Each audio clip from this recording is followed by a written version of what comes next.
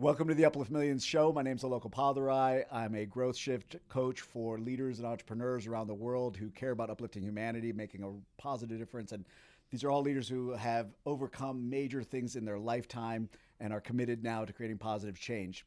I'm so excited today. We've got an incredible guest on the show today, Alyn Caley. She is a keynote speaker for major events around the world. She is a feminine embodiment leadership coach, a mom, an absolute badass. She's overcome major obstacles in her life that have led her to the work that she's doing today. She's flown in just to be able to create this transformational conversation for you today. I'm so excited to have her on the show today.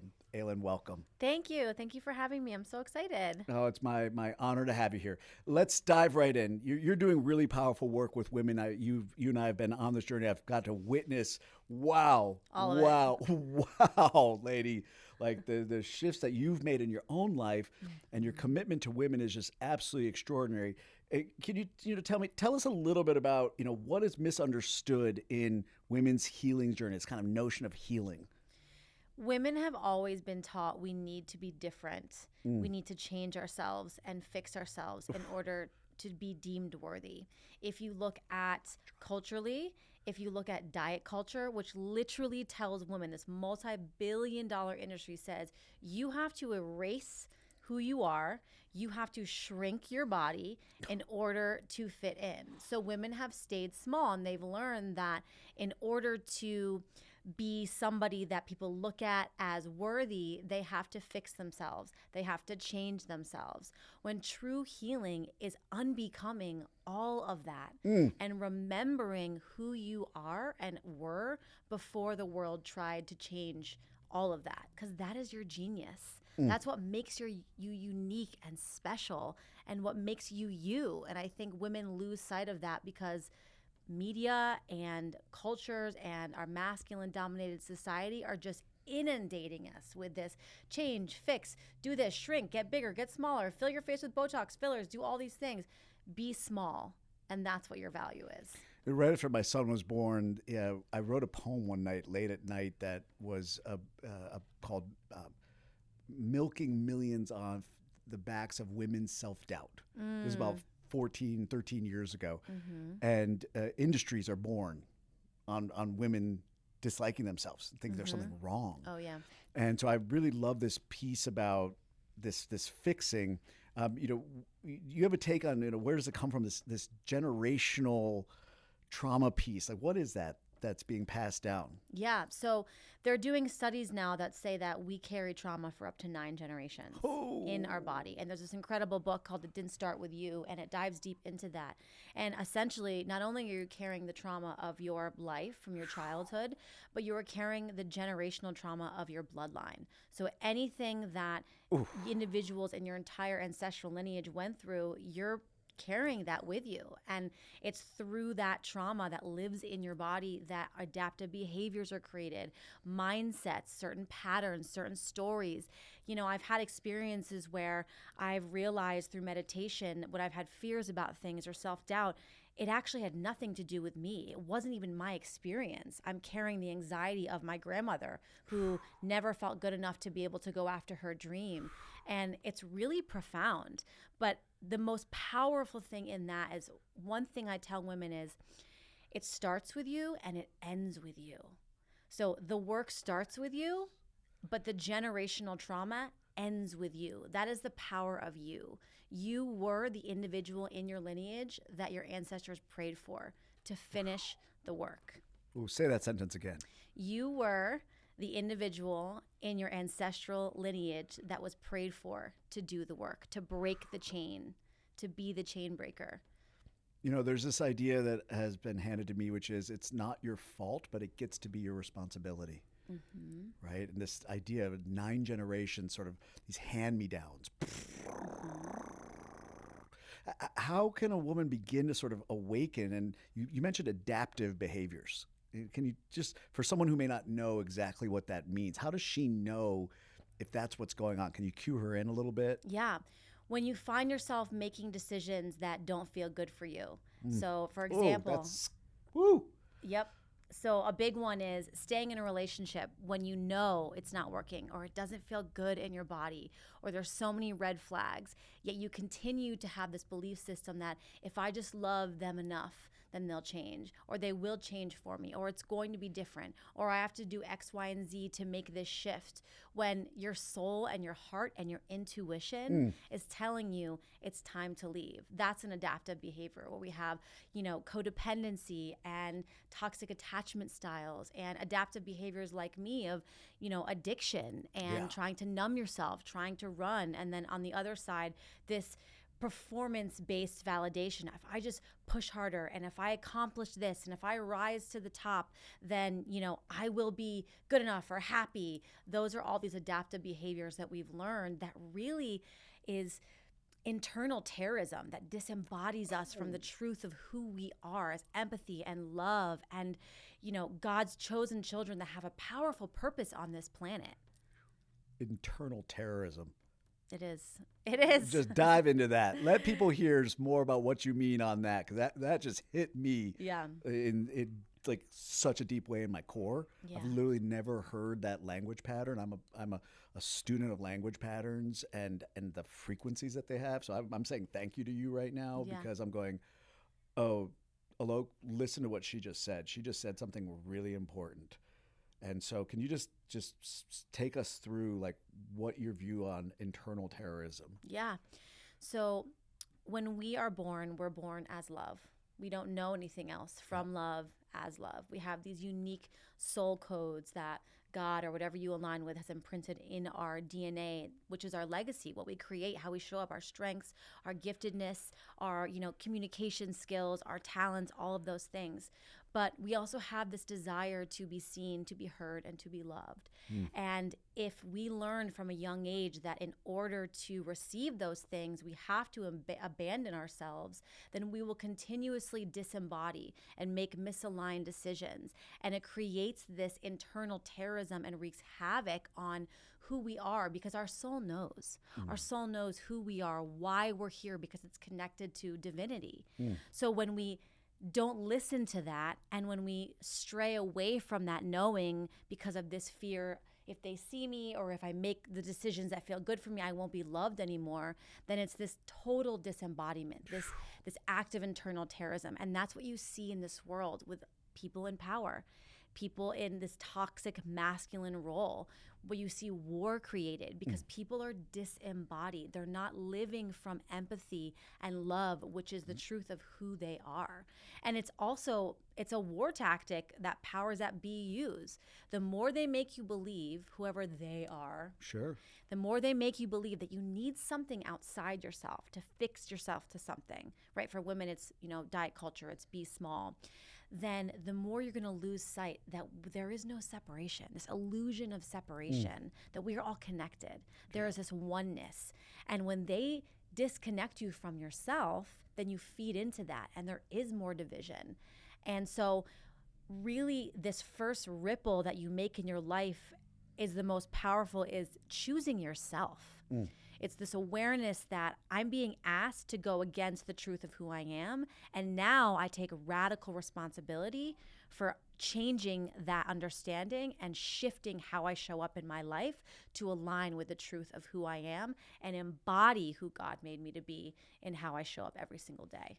Take us into that. You just nailed first ripple. Like that has an energetic ripple.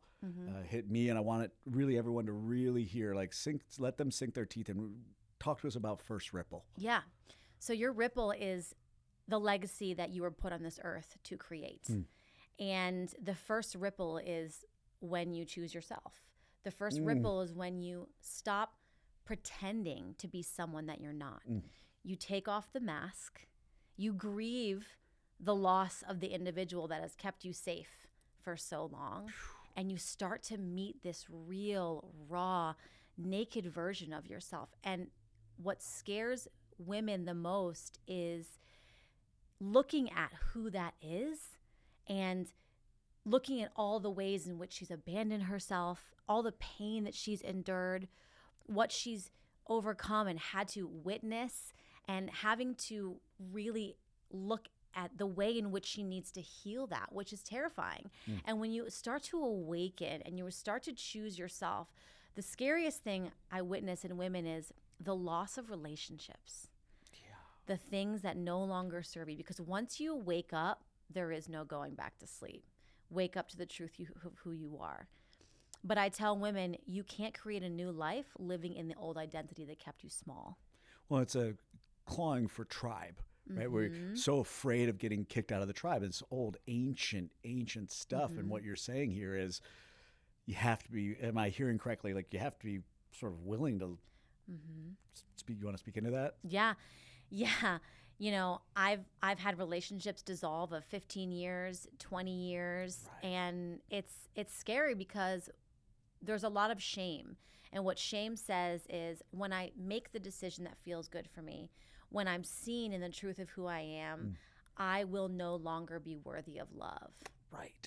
That's terrifying. It's terrifying. Come on. That's what we hear. That's terrifying for people. But we can't expect. And you're asking women to go right there.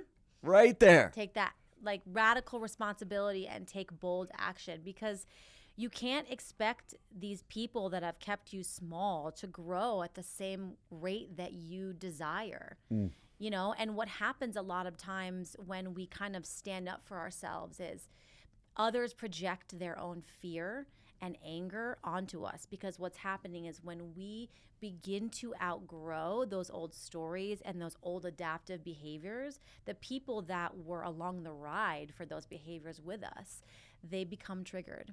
Because at the bottom of who they are, their core, their heart, they see what we have and what we're doing, and they desire that.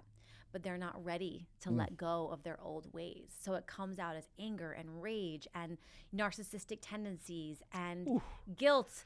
And so that's why it's so hard for women to rise, because when we do, we don't have the skill sets, or we don't have the people around us a lot of times to support that letting go and that dissolving. So in the dissolving of the tribe, it's also important to surround yourself with a new tribe who's going to say, I see that you're making this shift, and I'm here alongside you for this growth.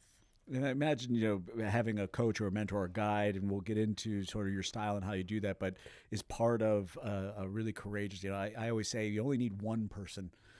Many of us, we can move mountains in our own lives and in our own environments, even if we have just that one person that comes along with us. But before we dive into that, you know, can you take us on, like, where did this come from in your own life?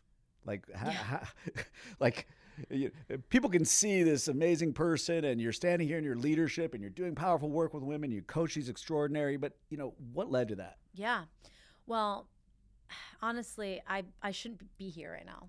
I shouldn't be alive, to be honest with you. I received this award last night, and I said 10 years ago, if you told this addict that I would be receiving this award for impact, I would never believe you, because I was never supposed to be alive.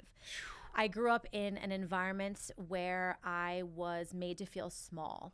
I was very creative and outspoken, and my family did not know how to navigate that. I was bouncing off the walls, and what they told me was that I needed to just take medicine to calm all that. And I grew up also in a very big Sicilian family where emotions were not talked about, where, again, with the generational piece of trauma, my grandmother, my mother, my sister all had eating disorders, and the way that we talked about our bodies, you know, and how we looked at ourselves, I internalized that as smallness. And so what I learned at a very young age to be seen, heard, and loved is to put on these masks. And so the first mask I put on was an eating disorder at 12 years old, where I lost ton of weight in 4 months, and we live in a fat phobic society, so people were commenting on my body and noticing me. You look so great. Oh my gosh, I was getting attention. Oh, what a connection that is. Yep. And so that was the first mask, and then it moved into party girl. If I just was this free flowing hippy dippy girl who would do whatever anyone wanted, then I would be received and loved. And by the time I was 24, I was a full-blown drug addict. But I was a drug addict who functioned at a job, who was the best at her job. That's right. And looking back, I realized that was all this father wound of accomplishment and achievement. You have to perform, and then I will love you. Right. So I had this powerful Shangri-La moment where I sold all my things, and I packed a backpack, and I flew to the border of France and Spain, And I walked 500 miles across Spain on the Camino. Wow. And it changed my life. It changed my life. I had the most profound spiritual experience. How did you make that decision? Oh, gosh. Well, I was a full-blown drug addict in a Caribbean island. And by divine timing, my roommate gave me this book by Paulo Coelho, which changed my life. He's the author of The Alchemist. But it's called The Pilgrimage. And it's about his journey on the Camino de Santiago, which is one of the 5 main spiritual pilgrimages on this planet. And I just heard this go in my head.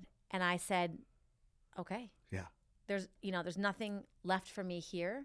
It's either you're going to live or you're going to die. So I packed a 10-pound backpack and I went, and I had the most profound spiritual experience of my life on that Camino, which was a remembrance of the love that I am and a reminder that nothing could take that love away. And so it was from that point on that I dedicated my life to empowering women to recognize the love that they are and how to lead from that place to create ripples that become a wave that lead a legacy for their family and for themselves. You know, this listening to that moment, that fork in the road, you're either going to die or you're going to live. Not everybody has that full-blown journey, right? Like, I mean, I had my own addiction issues, and one day we just wake up and I realized, wow, my son's 2.5. I can just stop drinking alcohol right now. He won't have a memory of a dad as a drinker. But not everybody sort of has these like profound fork in the roads. But do people miss these like moments of like, you can change your whole life? Or how can people begin to sort of have that without needing to go bottom of the barrel? Or do people have to go bottom of the barrel? Yeah. You know, I think bottom of the barrel is relative. Right. So Woo! Bottom of the barrel could be somebody who's homeless or an addict, or me who's looking at a mirror and like having a margarita and crying because I'm like, what's happening? Who am I? Yeah. But it could also be, I've been in a job that I hate. Why am I still here? It's been 10 years. I wake up every day and I'm miserable. It could be, I've been in a relationship with a partner who does not see me. I cry myself to sleep every single night. You know, it could be these, what feels maybe smaller traditionally, but for other individuals, it's this bottom of the barrel where you're just exhausted. And the old way of doing things, you can't live that way. And also our body knows. Our body knows. And the more we shut down and turn off what our body is telling us, the louder it's going to get. You're going to experience inflammation. You're going to experience emotional turmoil.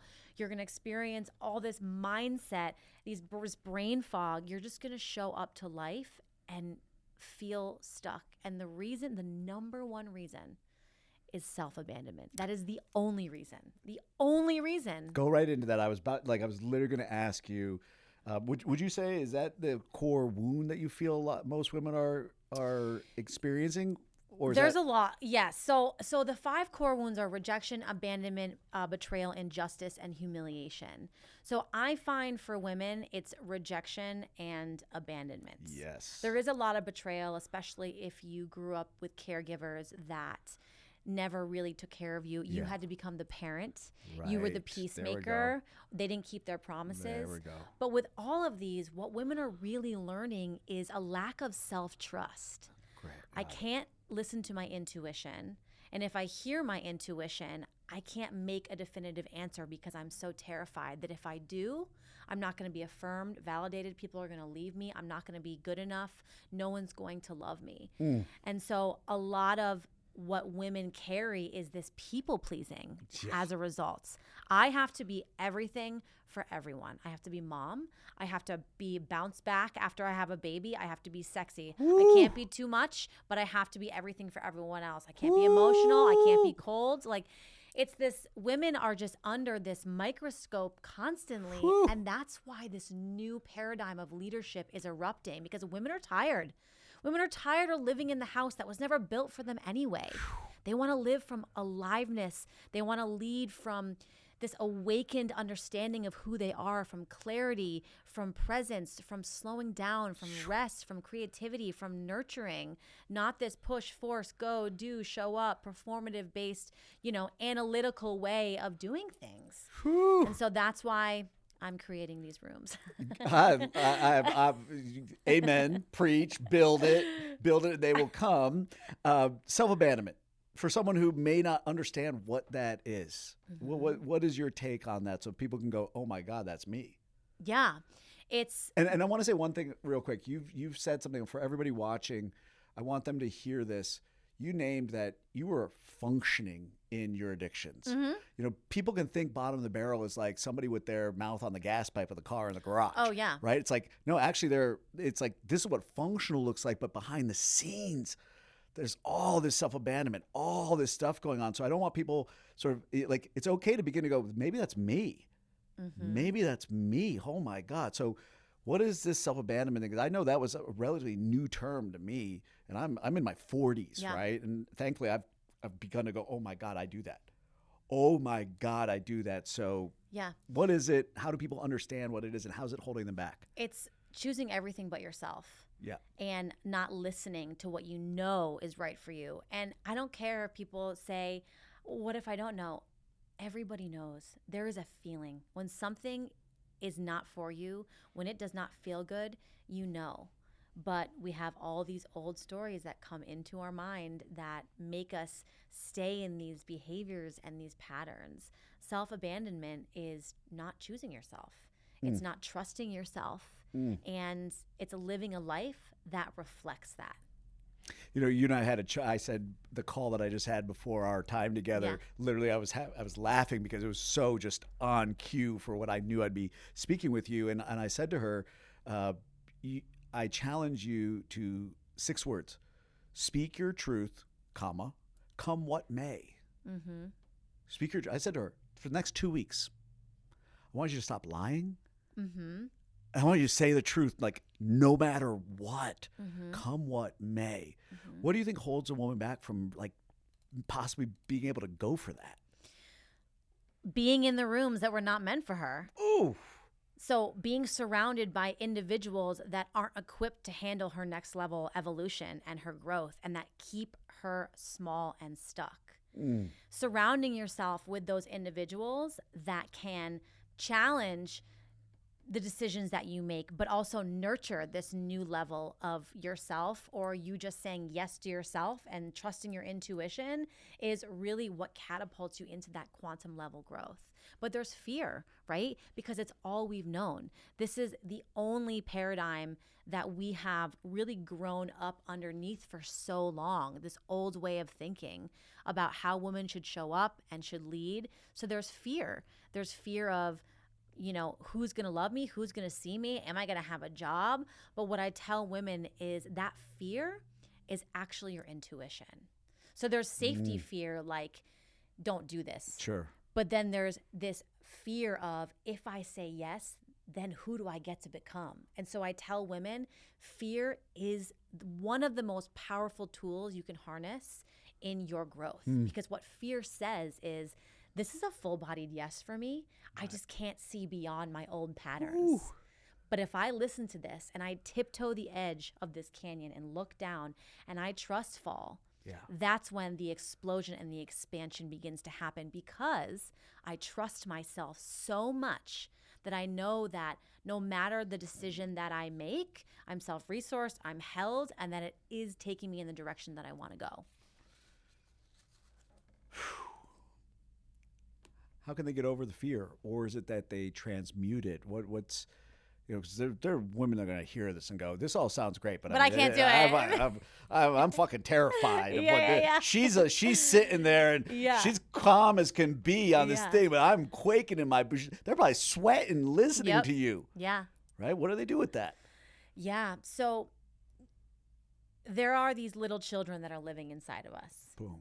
And so many 30, 40, 50, 60-year-olds are walking around in that aged body, but everything is being dictated by these 3, 4, 5, 6, 7, 8, 9-year-olds who never had a voice, who never felt they were worthy of love, who shrank. and who never trusted themselves because of the people around them told them that their voice didn't matter. And so healing begins with reconnection to that inner little child. Because although we can't shift, I know, although we can't shift the past, we have a powerful opportunity to become the parent that we never had for our inner child. And to say, you have a voice now. Nobody is going to stifle you. I'm going to give you the emotional space to be felt in my body. I'm going to feel the grief. I'm going to feel the rage. I'm going to feel the sadness. And I'm going to give you a space to express yourself, to be creative, to be playful. Nobody is going to turn you down or turn you off. And when we can do that, then we begin to unmask and be our true selves and feel safe in doing so. So it begins in the body with that inner child reconnection. And it can be scary because in order to connect with them, you have to go there. You have to be willing to feel the pain and willing to feel the grief and the sadness and to let go of maybe the childhood and the life that you always wanted but never had. Maybe let go of the notion that your parent will never become the parent that you deserved and you desired, but you get to close that loop. You get to become the safe space for that individual, that inner little child to be free. And in their freedom, you bridge the gap to your own freedom. And is that something, a process they should go on their own? No, absolutely not. You and I are in the same boat on that one. No, I'm like, I want everyone to hear this. No. I mean, because what you don't want to do is you don't want to re-trigger and re-traumatize yourself by exploring these old memories and these old wounds. You know, I didn't realize. By themselves. Yeah. I didn't realize I was sexually abused as a child until I was 36 in a session with one of my mentors. And if I hadn't done the work prior with her and that had just come to light, it would have brought me back to a very dark place and spiral. So again, having a support system to be able to navigate those deep wounds and process them, not forget them, but just integrate them into who you are and transmute them into your medicine and then your message is something that is very important. I'm hearing just a lot about the courage to self-lead when there may not be really much of a human ecosystem around them going, hey, we're going to walk this way. I mean, maybe they've stumbled into this conversation and they're I got chills just now, like thinking of who might be experiencing this conversation in all the time that it will be out there in the world. But you might be the only voice right now who's saying to this person, hey, you can start questioning all of what's normal here. So it's, really it's a question of self-leadership. And, what do you think true leadership is now? Yeah, well, I think that true leadership, again, like we were talking about, it starts with trust with yourself and a willingness to stop pretending. So taking a look first at the ways in which you have self-abandoned, not from this place of shame or guilt, but from a beginner's mindset of this is how I got this far because of this, and what do I want to exchange? What do I want to let go of in order to quantum leap into this next level life? And especially as women, true leadership begins with a regulated nervous system. It doesn't mean bypassing your nervous system. It doesn't mean numbing yourself. It doesn't mean pushing and forcing so you don't have to feel. It means giving yourself the space to experience whatever needs to arise and then being able to come back into a place of resourcefulness within yourself through frequency and through alignments. And then the last two pieces are really unlearning, looking again at the ways that patterns, the behaviors that have kept you safe, and having a willingness through your everyday life in small micro changes to be able to unlearn that. Mindset work, emotional boundaries, down to nutrition, water, hydration, a spiritual practice, movement, getting a tribe. It's not this, it's not, you're feeling one way one day and then all of a sudden in 3 days you're going to quantum leap into this like magical life. It's taking this devotional step to dedicate your everyday life to make these small changes, and then learning how to embody all of those every single day. And when you can when you can hold the frequency of the vision, despite what's going on around you, that's when you're going to see this transformational growth in your life. And is this the sort of true leadership process that you take your clients through? Yeah.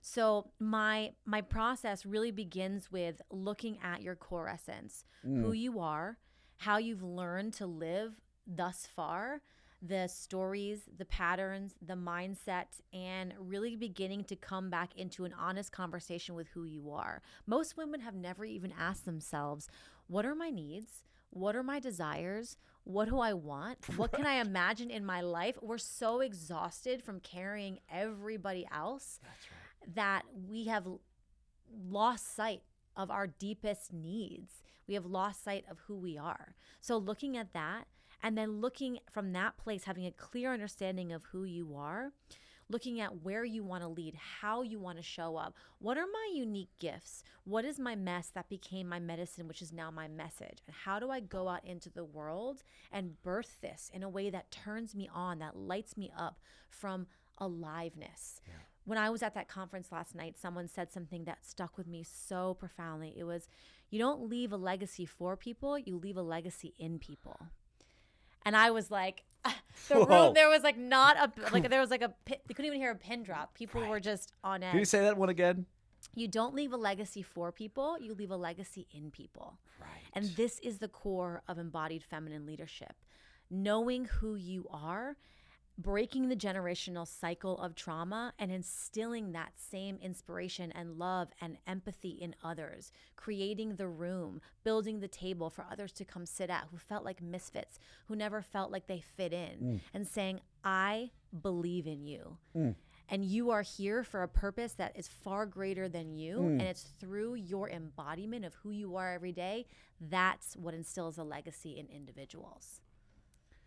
What makes this go from sort of nice to have? You know, people can hear, oh, find my essence. And right, it's like, you know, but I think to some listeners, it still just sort of sounds like, well, I'll get to that after the laundry. And when I get little Johnny to 5th grade, then I'll start that process and take care of me. Like, what would help a woman make this like a non-negotiable, like a must? What is the toll of her not making this decision?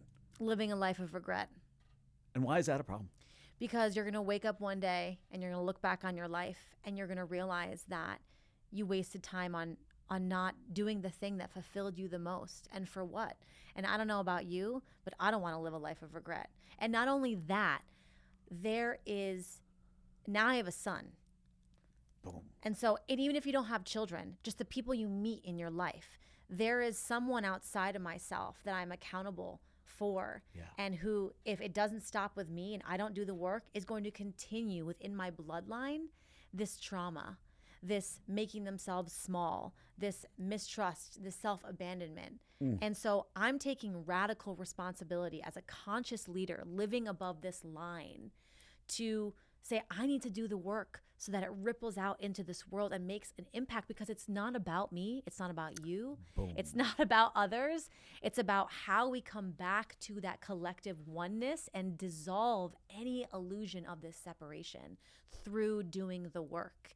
It is the most selfless thing you can do, because you are healing. And in your healing, you are healing others. You become the trust fall for other people to land. You become the space for people to heal. And for many of us, we've never had that.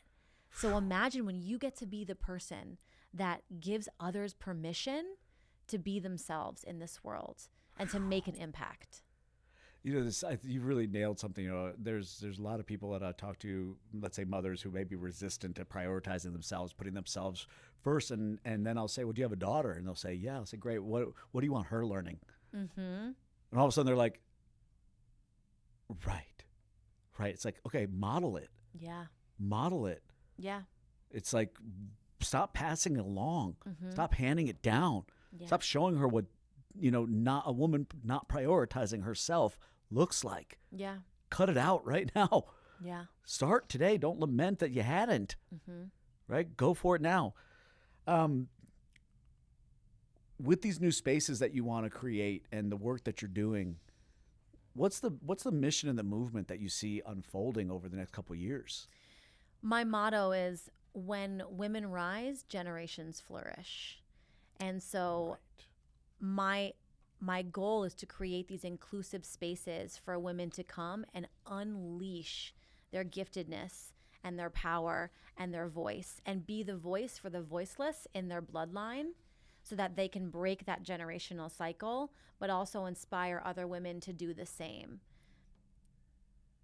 Say that again about the voice of the voices in the bloodline. I want everyone to hear that.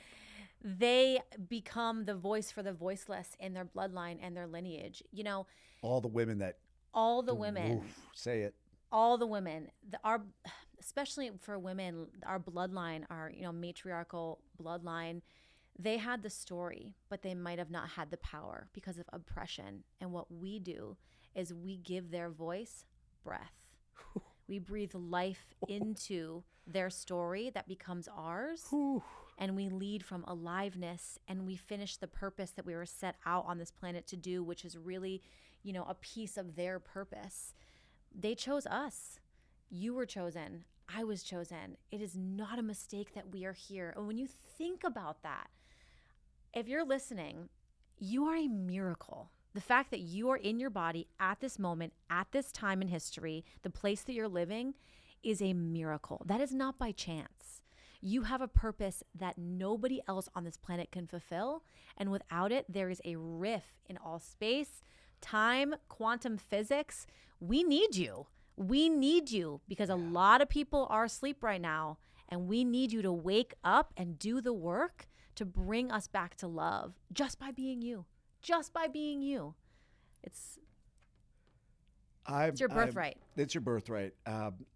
I'm taking in this notion of voice to the voiceless. I'm going to slow down here. Just, it's one thing to say, figure out who you are, unlearn the old stuff, stop self-abandoning, which are all already the most important work we can do.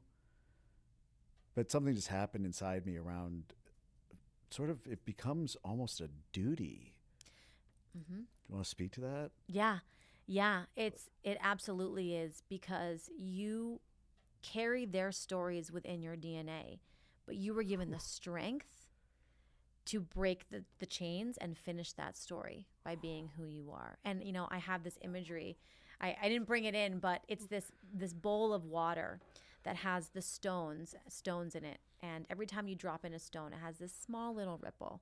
And the stones represent the past, your lineage, your grandparents, your great-grandparents. And for whatever reason, they were unable to accomplish that mission. They were unable to break that generational chain. And then what happens is that when you were chosen to be here, I give the imagery of breathing a breath on that water where those stones are, and you see these ripples of this total activation. It really is an activation within your mind and your body and your soul to fulfill this calling. And it really is a duty, because without you, the chain keeps going, and we are kept enslaved. We're enslaved in our own limitations, in internal terrorism. And so we get to be the ones that break that cycle, not only for us, but for our children, for our partners, and for every single person in the world that we meet. Think of, if you were to wake up every day leading from that place of awareness, of saying, today, every day is the day I make a ripple in this world, how you would affect the people that you meet when you're buying coffee, how you would affect the Uber driver. Just living that, embodying your vision with such attunement. How would that shift the world? And we don't think like that. We think like, I have to speak at a conference with 5,000 women to make a difference, when it's no, you literally have to speak to the person on the train next to you and get in these deep conversations, and not even deep conversations, letting them know that they're worthy, they're valuable, saying hello, giving a smile. You never have any idea, but we're so closed off as a society that we've forgotten that. So it doesn't take this massive movement to make a difference. It takes just speaking up and using your voice and really being aware of the change you want to make in this world. Be the change that you want to make in this world, and showing up in that with such conviction every single day. And it's scary because when you wake up, I'm telling you, it is a duty. I can't turn it off. Right. I can't go back. Right. This is my calling. Yeah. I wake up like this every day. Yeah. You know, It's a non-negotiable. It's a non-negotiable. I built my career so I could wake up like this. Yes. Because it's weird in other circumstances. You know, what's the difference between like just, you know, executive, quote unquote, executive coaching versus this embodied leadership that you do with people? Like, because I don't think people really know what does it mean to be embodied? Yeah. I don't think it's, you know, we understand English, but break it down. Call it, speak to us lay folk here. Yeah. Embodiment is how you perceive the world and show up as yourself in that perception. It really means being felt. Embodiment is being felt. So felt by yourself, understanding who you are, listening somatically to the internal compass of your heart, of your intuition, connecting with God and leading and loving and learning and moving from that place, but how others feel you too. Women want to be felt. And that's why going into these masculine dominated spaces that, you know, where traditional leadership is really from that place of masculinity, women don't feel comfortable because they want to be deeply in tune and they want to come into spaces with a sense of trust and alignment. And so embodiment really is just felt, being felt, and understanding, you know, what drives you, how you want to live, how you want to learn, how you want to grow, and showing up to that every single day. Paint a picture of an unembodied woman and an embodied woman. Oh, like, yeah. Just give us like stark contrast so that anybody listening can go, I'm either A or B. And if I'm A, you're going to start talking to someone like Alyn Caley about like how to move from A to B. Just give us black and white here. What does it look like? On a surface level, an embodied woman is the woman that shifts the energy. Embodied or unembodied? Sorry. Embodied. Yes. An embodied woman is a woman who just shifts the energy just by her presence when she walks into a room. And we all know that woman. You know, where you walk in and you say, what is that? What is that woman eating? Like, what did she have for breakfast? Because I want that. But disembodied women are women who bypass their boundaries, who are women who need to be in control of everything. They micromanage because they can't trust, because they have a fear of letting go. Women who are burnt out, who are overtired, who are forcing, who are pushing, who are showing up exhausted, who are not speaking up, who are really believing that they have to just perform in order to be successful. And you see these CEOs and these corporate cultures that are really leading from that place of, you know, like I said, mistrust, so micromanaging, burnt out, not being seen, not creating the space for others' gifts to be seen because their fear of, you know, they don't want to have their job lost because they don't have confidence in who they are.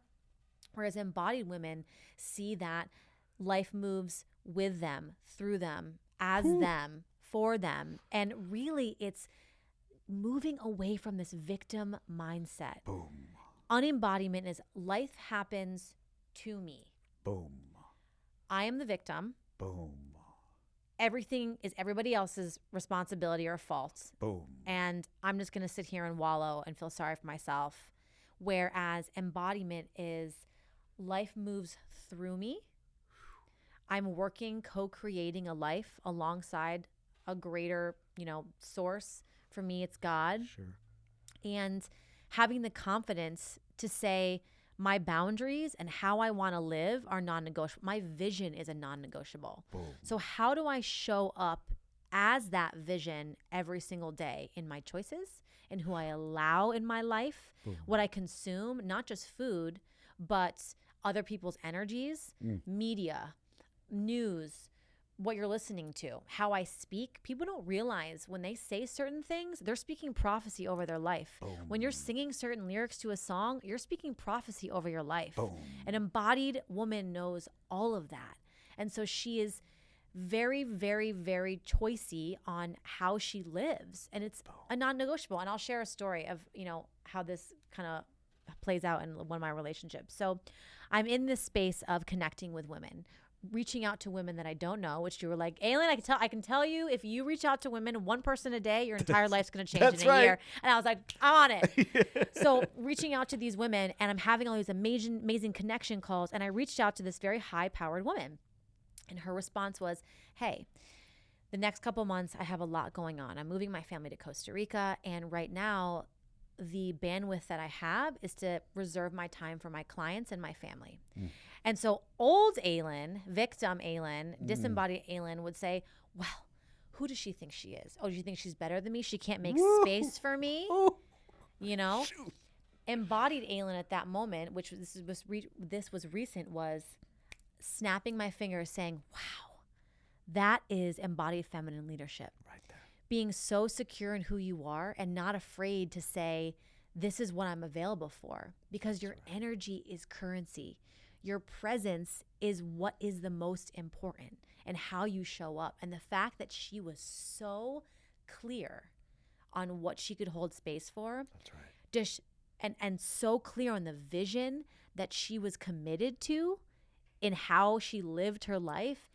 I was like, all right, girl, that's amazing. I'm celebrating you, because there's so many spaces where women don't have the choice to do that, or they feel afraid to speak up, and we feel, people are going to judge us. But that's an embodied woman, of having boundaries, speaking up, letting your yes be yes, your no be no, and just living your life from a place of turn on and being tuned in and being felt and being activated every day, even through grief, sadness, anger, rage, fear. It's not bypassing those things, because life's. That's not going away. Sure. And so when you're embodied, you can feel all that without creating the story that everything's falling apart, something's wrong.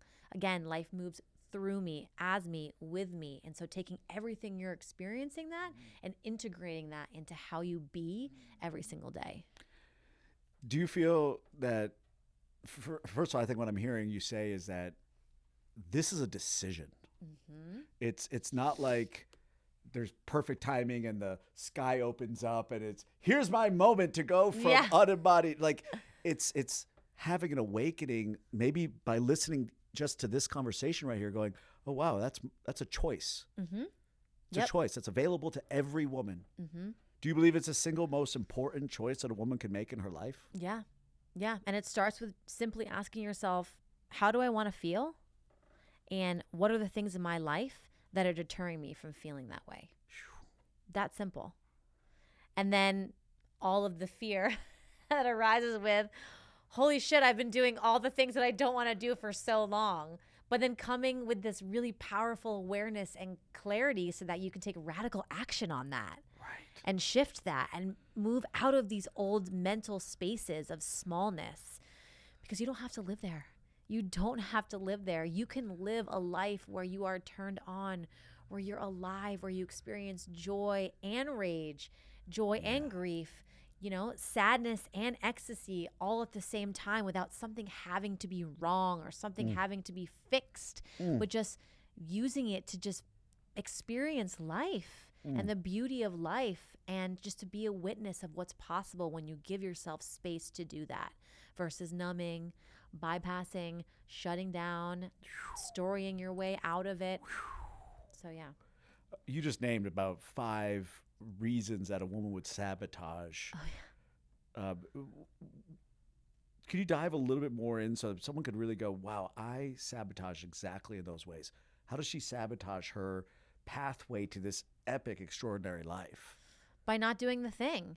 And it's really a fear. It's a fear of your greatness, of your bigness. Go into that. Yeah. Because from a mental place, your brain is wired to keep you safe. Right. And so we stay in places that may not feel, from a heart and soul perspective, good, but that our brain is biologically wired to keep us in, to keep us safe. So we stay in spaces that don't feel good for us.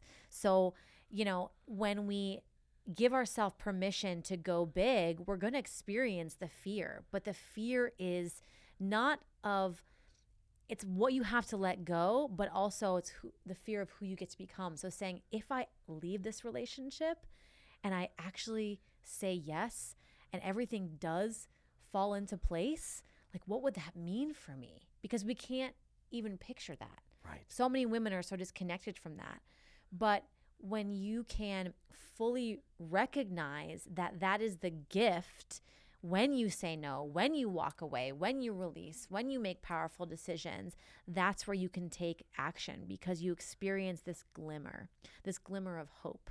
All it takes is this small, minute amount of hope to say, I deserve better than this. Boom. And I may not know what that bigness looks like and what comes with it, but I know that this is my birthright and I'm ready for it, because the way that I've been playing now is not serving me anymore. I can't do it. I'm tired. You've mentioned earlier, mess to the medicine to the message. We can dive into that. I'm like, uh-huh. Yeah. Yeah. Because I noted that earlier. I was like, right there. You might not have seen, but I actually like reset it to myself, because I've known mess into the message, but I was like, mess to the medicine to the message. Yep. So we've all experienced suffering in some way in our life. So when you think of trauma isn't necessarily the event. Trauma is a perceived threat and our body's inability to act upon it. So it could be a medical event. It could be an accident when you were little. Yep. And it all happens for a reason. And something that I tell women is, do not waste your pain. Do not waste it. Woo! It is here to show you who you are, the challenges you'll overcome, and to show you your strengths and why you are here. So when you embrace that pain, that mess, and you see what's underlying that, your giftedness, your power, who you are in this world, it becomes the medicine that heals yourself. And then when you have found the way to overcome and it's become your medicine, then you get to gift that to the world to empower others, not by fixing or changing them, but by showing them what's possible when they see themselves. We are all mirrors of one another. So you get to be the reflection of their lights, of their love, and you may be the only person in their life that ever said, you're worthy of this. I believe in you. You're good enough. And that's why we do this work.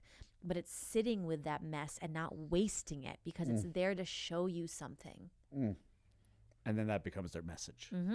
That becomes shapes their work out into the world. Yep. That mess to the medicine. It's the ripple that becomes their legacy. And is that this kind of ripple blueprint, essentially? Yep. Yeah. Really looking at what you've overcome, how that shaped you, and how you can shift that into a powerful impact through birthing something into this world that empowers others to do the same. It's what I call legacy leadership. Whew. What's that? Legacy leadership is gifting others with the ability to see beyond what they have experienced in their life in order to create waves of change in this world. That far outlives us. Wow. I mean, we could go another a couple hours on this. As we're beginning to tie down our session here today, talk to me about how people are working with you. Like, what does that look like? So I am in my keynote speaking era. Love that for so you. Traveling around to these conferences and really just empowering women and teaching them why women rise, how to activate their superpowers to lead in life and to lead at work and do things differently. Rocking stadiums, lady. Yeah, so I'm ready. I'm ready. And I have workshops. I facilitate workshops locally because I realize I want to cultivate a community within my own space. But Great. I do one-on-one leadership coaching. What really, really turns me on is going into corporate spaces and shifting the paradigm with empowering women with this embodied feminine leadership and what that looks like, so that they can shift the corporate culture into a place of impact and growth and expansion and this understanding of who each individual is. Lay it on me thick. Why is it profitable for a senior leadership team to bring you in? Not just like a nice, like, we're going to do this because we want to, uplift women and do nice things on National Women's Day. Yeah. Like, skip that, okay? Because they're not going to. Most of them are not going to make that decision, or they might a little bit for that. Why is it a profitable decision for a company to bring you in to do this work? Yep, because it completely shifts the corporate culture. It increases, intimacy and connection, and it increases people's understanding of how to create boundaries and how to go out into the world and lead with, customers and clients. And it's just optimization of every single individual in your organization's giftedness. Imagine if you could 10x, 10x optimize each individual's giftedness in your corporation, how that would increase revenue and sales. But not only that, but increase connection and community. Imagine if every individual in your community felt seen and heard, and they didn't have to hide anymore. They didn't have to show up from a place of burnout. They felt like they could speak up. They felt like they could, share what they want for the corporation, and they could be honest about who they are, and they could lead from a place of love. It just shifts corporate culture from people being burnt out to people who want to show up to work. Hello. In a day and age where we've got absenteeism, presenteeism, burnout, turnover just at all-time highs. Yep. Like, I think that's something I really want people to hear, is this thing that you're speaking about is not just a nice to have. It's a non-negotiable. It's a non-negotiable, and it's a direct impact onto their bottom line of their company. Yes or no? Yeah. Yes. Got it. I mean, you look at corporations, they're not doing it on that level, but like Google, just creating a space that's people have time to rest and slow down. And, I haven't seen the studies, but I guarantee you productivity has increased tenfold because people aren't feeling forced. They can slow down and take some time to reset and just be human again. We've stopped being human. We're not these machines that can just go, go, go, go, go, go, go, go, go. That's right. We need to come back to the truth of who we are. So bringing you into Rock Keynotes, working with you one-on-one for any woman who's heard this and is listening to this and having a wake-up call. I mean, that's why you and I sat down to do this. Yeah. It's to ring the bell, to say, wake the fuck up. Yeah. Like, it is time. Like, let this, if you're listening, if the people are listening to this, it is my prayer. I said to you before this, if this even touches one woman, it will have been worth you and I, you flying here and us making time and us doing this whole thing to go, oh my God, I'm self-abandoning myself and I don't know what to do. Yeah. It's not their fault. This isn't taught. No, it's not taught in schools. So keynote speaking, bring them in to bring this woman in to rock your stages, work with her one-on-one, and bring her into the companies that you're a part of, everybody, to have her start doing this work, because it will be a profitable decision for the company. Anything else you want people to hear from you? Just the most important thing you can do is make that first ripple. Choose yourself. And choose to show up in who you are every single day, because it's not about you. It's about your legacy. And you get to choose that. It starts with you and it ends with you. How can they get more information on you and take a next step into your world? Yeah. You can go on my website, which is alyncaley.com, or find me on all social media platforms. Could you spell that website for everybody listening?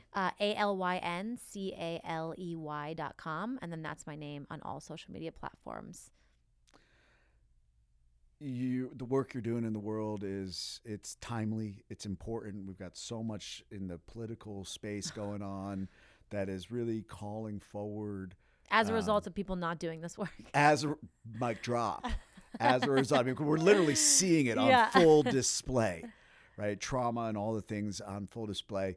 If you have a closing word for all the women listening today, and all the husbands and fathers and anybody, if you got a woman in your world who you feel like, hey, because listen, would you say that when a woman starts doing this work, like everybody's life around her gets better? Yeah. Talk to my husband and my family and my child, my friends. Yeah. What would be your parting word for everybody? Parting sentence, parting idea. It's 4 words. I believe in you. I'm just going to take that in.